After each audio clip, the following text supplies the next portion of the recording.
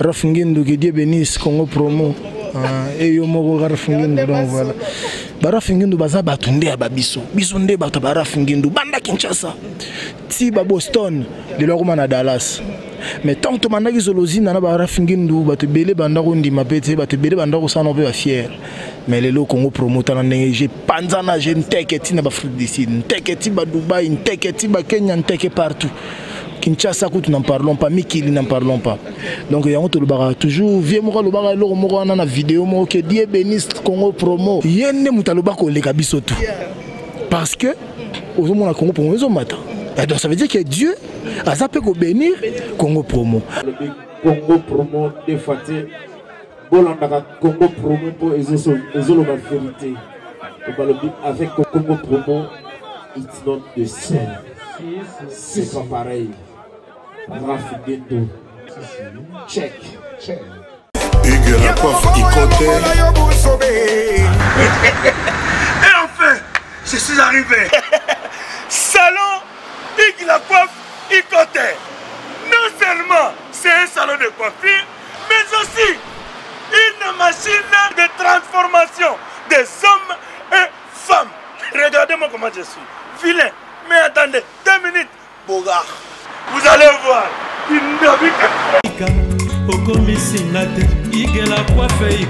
Hugues la coiffe Ikote, votre salon de coiffure mixte afro-européen situé sur la Nationale 3 au 174 avenue Aristide Briand, les pavillons sous bois.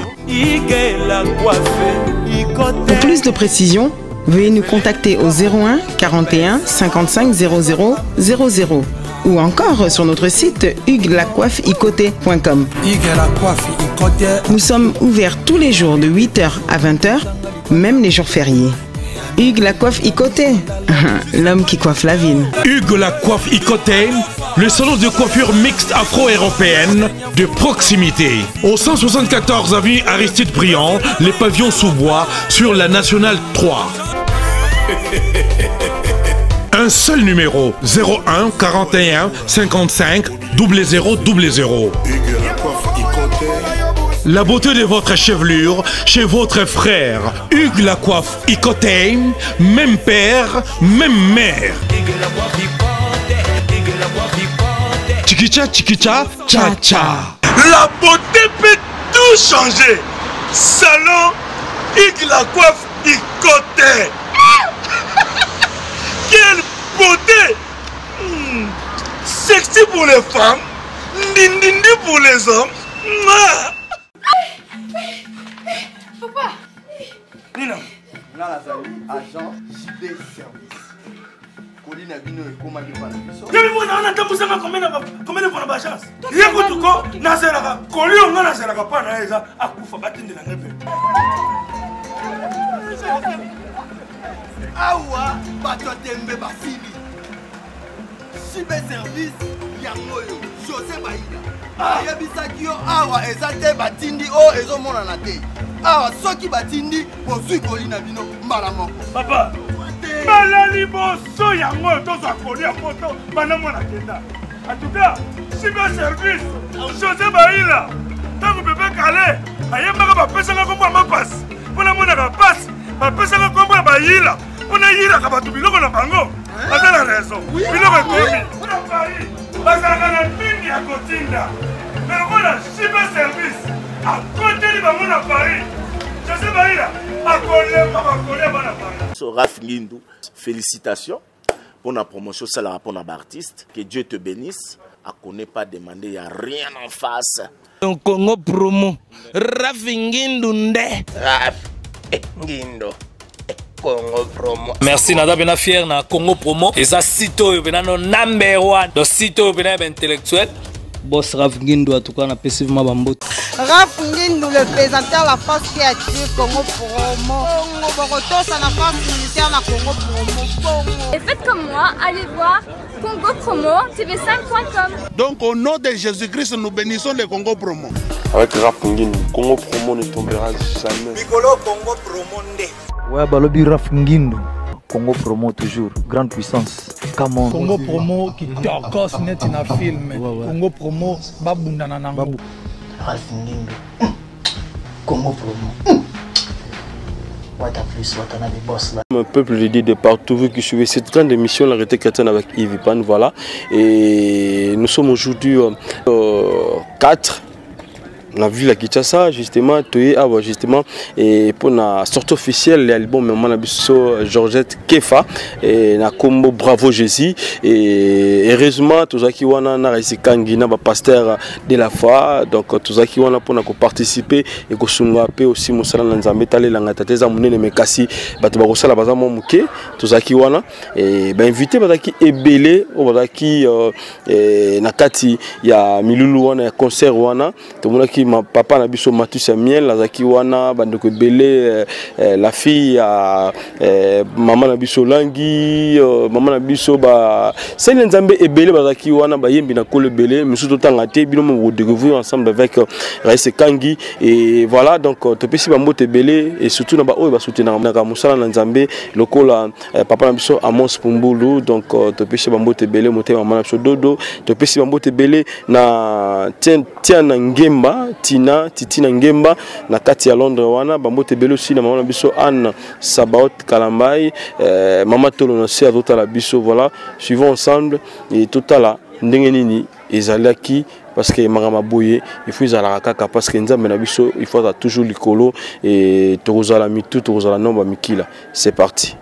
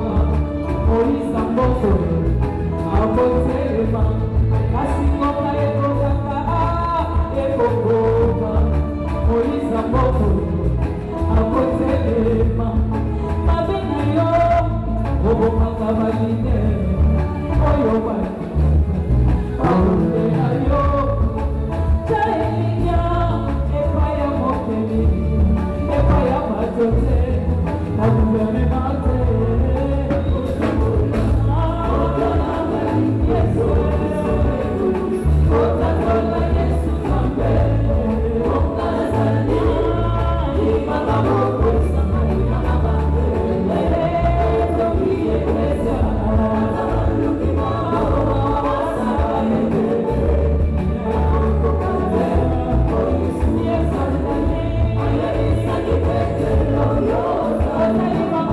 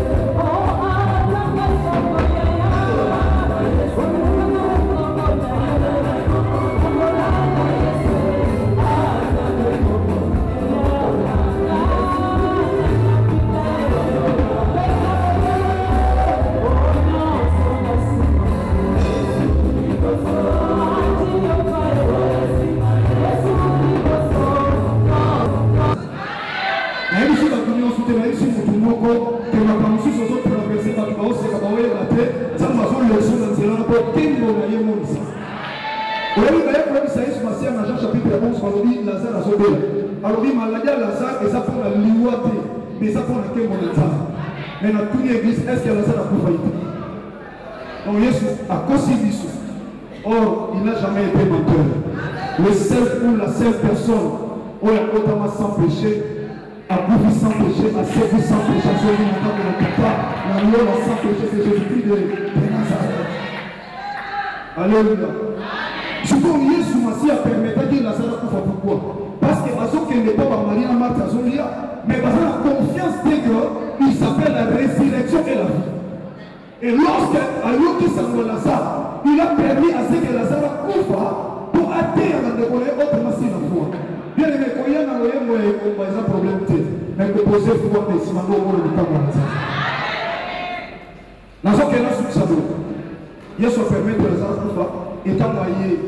Il s'est Lazare Koufi, avec la Koufi Talal. Dans les musiciens, tout le monde passe sur les capacités. Parce que là où il y a un problème, il n'y a pas une solution, mais une personne. La seule personne qui s'appelle la solution à ton problème ou à tes problèmes, il s'appelle Jésus-Christ de Nazareth. Alors, ne t'ai-je pas dit si tu verras la grâce de Dieu? Alors, où est-ce que vous l'avez vu? Il sent déjà, ça fait 4 jours qu'il est au il y a un cosa makabato mbote atale kama sali 20 sali 50 ans atale ko banayo ya bana ya santé ya maladie ko so le ko tumso atale sali 100 ans et concerné parce que lui c'est qui appelle l'existence de choses qui n'existent pas et on va se faire ça et ça fait quand ça vient ça fait comme ça déjà exister c'est moi dans nos copains normalement aïe c'est pas le moment au pierre Jésus est capable de sais quoi. En Afrique, on a est-ce qu'il n'est pas empêcher la gloire de Dieu parce que c'est ma question on dit monter la pierre symbolise l'éternité de la Marie. Donc, si vous voulez vivre la gloire de Dieu, montez d'abord la pierre. Sur le bout du banc qui est dans le Seigneur. Et c'est comme ça qu'on comprend. Voilà sur ça. Occasion pour la monter. Ils ont un bateau, ils ont un message pour nous. Au moins, en réalité, sur le temps, on va quitter le pays. Mais ça, on va évacuer ça. Pour moi, on va aller au banque. Mais ça, on va se faire tout ça. Pourquoi? Parce qu'on a un bateau qui dit ça. Dans le livre, parce que moi, je suis le simple distributeur. Donc, quand on a multiplié le livre, après, c'est ça, il a distribué. Donc, le lot, moi, Georgette Kefa, il y a tout ça à Bandeko. Tout est comme un simple distributeur, il y a pour distribuer. Il y a un homme qui me l'a baillé. Il y a un homme qui me l'a baillé. Nous sommes en chiffre. Déjà en 2018, on a dit attends, ça il va mourir le télé, le problème, ça ne me concerne pas. Ne m'intéresse ni na témoignage à maman. La fois qui surpris, on a dit qui a pris une fois. Jésus Massia a coupé la 9e heure. Et pas la chose à 15 heures. Mais c'était la vie, va parler de ce qu'on a prié et trahi. Parce que le monde va 15 heures, on va parler sous. Il faut le battre à Jésus, la 9e heure, Jésus expira sur la croix. Parce que le chiffre 9, et ça chiffre le temps. Là, on a dit, nous, on n'a pas l'accomplissement du faire un trop dans un bilan. Puis le roi est ça, on a l'accomplissement d'un compliment. La Bible a dit, si tu crois, tu verras la gloire de Dieu. Nous pensons, on a le long, on n'a pas. Pour le bien, on a dit dans la salle, quand on a une solution, alors on a dit ça, on a dit Jésus de Nazareth. Nous avons dit ça, on a dit le Seigneur. En 2018. Mais en réalité, quand ça chiffre 9 et concerne l'année prochaine, pour comme en 2019. Et ça 2019. Et ça, nous sommes encore pourquoi? Parce que Nice, c'est à ça que nous chiffre. En marchant dans la chiffre, on attend la cour de 3e heure. Dans le calendrier hébraïque, 3e heure. Et ça, le là, 9 heures. Parce que le calendrier romain, le jour commence à 0 heure. Sauf comme une minuit, le téléphone, sauf comme une minuit, et comme le lundi. Donc le jour commence à minuit. Or, le calendrier hébraïque, le jour commence à 6 heures. Alors, quand on va dire 6, 7, 8, 9, donc après 3 heures, on m'a dit que Jésus n'a pas. On va commis à la 3e heure, Jésus fini crucifié. La 3e heure. Pourquoi on va dire dans la 3? Parce que, à ça, on va chiffre 3. Abandonne la croix. La 3e heure, après 3 heures, et par la mission midi, nous lui l'écoutons dans mon kim. Après 3 heures, 15 heures, nous lui laissons 3 heures. Pourquoi Molili et Boy Kongekisa Bolumbu ya moto akelaye. Moya makasi. Loka moya et Boy Kongekisa Molili ya moto akelaye. Parce que moya makasi di manaleur na midi, même Koloana, 12 heures. La Bible dit il y a eu l'obscurité sur toutes les familles de la vie. Toutes les familles de la terre, pour qu'il y ait Yesu Masia soit coupé là na France, Molili qui était na Congo. Est-ce que ça nous doit comprendre maintenant Yesu Masia Nazareth? Donc Molili est tombé pour Molili a dit Mutoyo yemta salanga. Na kwa tepe na ngengisa Molili ne moyi e koti. Na kanisi papa le molota lobi. Ndenge je dois appeler ça qui moyi. Et c'est là qui moyi na moto. Moyi kufa pendant 3 heures parce que la vraie soleil et c'est là qui katana monter. Alléluia. Est-ce que vous comprenez la suite salanga? Si vous voyez sur Koufi, tant que vous voyez que c'est la mine, à partir de 3e heure, va crucifier. Après 3 heures, vous les côtés. Après 3 heures, à Koufi. Quand on a eu la croix, et ça dit 3 heures du temps. À Koufi, on a 15 heures, va quitter la 18. Vous dire le soir étant venu, Joseph d'Arimathée s'est dit, aïe, nous l'île est contre à 18 heures. Si vous avez Marc chapitre 15, dans verset 33, verset combien? Dans le dit, Jésus expira. Dans verset combien? Jésus est un homme de chiffre combien? 33. À ça, on va vous la combien? 33, ça a coupé le verset 33. Marc chapitre 15, verset 33. Yes, ça dit, à coupé l'âge, il y a un soutien dans le verset 33. À coupé la 33. 33, ça composé dans combien de 3? Socialiste 3 fois 3, ça combien? Maman m'a dit ça va pas tomber dans l'eau. Moi, parce que c'est en 2018. 2018, ton compte à 2000 ans, 2001, 2002, 2003. Mais ce qui m'intéresse, c'est 2018. Donc, on a dit que c'est la lipa mourir l'année prochaine. L'année prochaine, il est allé au compte en 2019. Là, lipa mourir. Voici comment il commence à le faire. On va lui envoyer comme un moussala. On va lui envoyer comme un moussolo. À ce moment-là, on a signé 2019. Au compte en la gloire d'État. Il y a un succès citoyen. On a coupé dans 2000 ans, dans ce cas, chiffre souvent 1 les gars, 2 les gars, 2015, 2016, sur 2018. En 2018, 18 est ça composé dans des chiffres. Chiffre est la chiffre. 68 plus 1, ça vous devez combien? Vous avez combien? Oh, chiffre est net, la chiffre, oh, il s'en fout, la coupe est la net, dans la balance, ça pour le corps, on peut pas le dire. Le poisson dit, en 2018, c'est bon. Ce qui n'a pas possible, c'est en 2015. Ce qu'on a dit, c'est en 2016. Au cas où en 2017, et le nom de nous, on l'a déclaré. Mais il m'a quand même dit, ah, la coupe pas famille, la coupe pas de mon côté, attends la caméra en moka, attends la caméra en fait fort. Mais cette année, quelle année m'a posé la Caterpillar? Et on dit, mais ça, le nom pour s'enlever. Et le nom de police, oyebisa lelo ekosekisa lobi makambo ezoyebisa lelo ekosekisa lobi moyengebe nabongisaka elinga te mpo yabenga ye aza na bomoi alali te anibime te. Il s'appelle Jésus.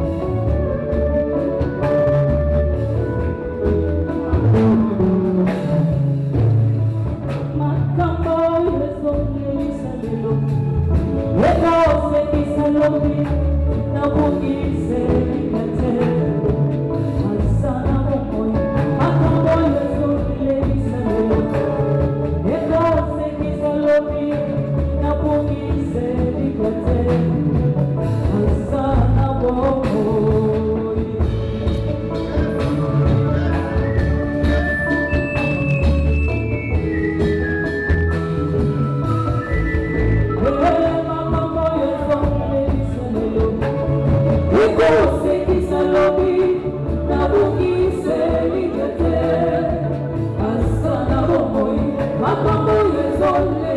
Let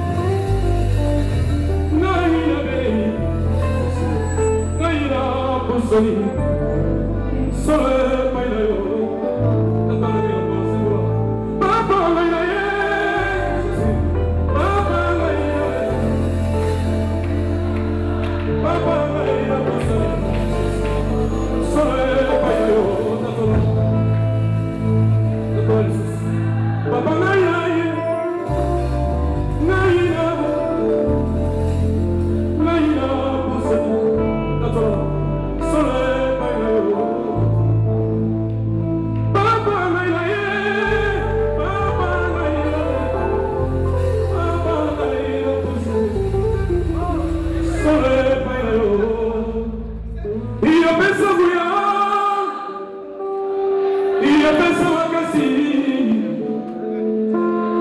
eona Yesu ikamwana yo nsabe mokilo biyo salaka te mokilo bengi yo sama bakufi mokilo biyo mona yo bongo yo nzamba chose teke pa yo le bingi papa Jésus alingo d'abord alors pas quelque chose parce qu'il est là l'homme de Galilée était quitté moi la chose ça pour pinza moi et choix kate la ndoko ta kate esprit ya foi on a tombé la nzamba yo que papa le lo le yemwa e combat papa le lo e combat les années serviteur maladie chômage problème oyo papa le lo nzamba de la bonne nous savons que le Dieu sera kate mokile bengi yo nzamba bakufi mokile lo biyo na yo papa le lo nzamba chose teke pa yo lo bili papa il a moto betenir maboko shilo abatani yo Yesu Yesu kita sale Yesu sala bikapa mono pote moya baba kama Yesu mono moli sodi Yesu Yesu kita como la Yesu Jésus como la yo ya mona koyoka enkatelila yo ya mona kosalela Jésus.